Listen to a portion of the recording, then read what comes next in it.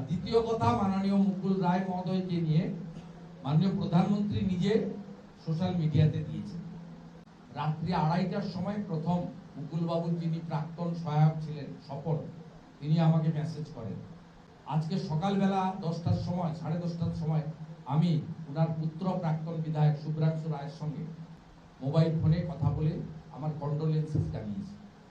যারা মুকুল রায়কে ঘাড় ধাক্কা মেরেছিলেন তারা ভোটের জন্য মুকুল রায়ের এই নিথর দেহকে ব্যবহার করার চেষ্টা করছেন, এতে কোনো লাভ হবে না।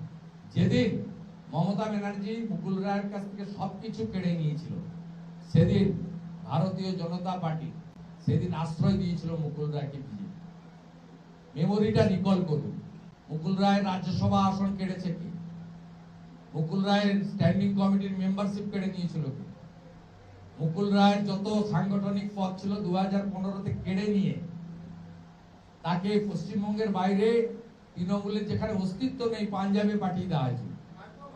একটু মেমোরি রিকল করুন।